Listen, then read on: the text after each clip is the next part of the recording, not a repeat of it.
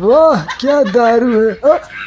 क्या कर रहा है मोटे? वो चंपा राजू ने कहा तो मैं बस थोड़ी सी, क्यों? मैं दोबारा कभी नहीं पीऊंगा। चल बहुत तेरा नाटक हो गया, आज तुझे बताती हूँ।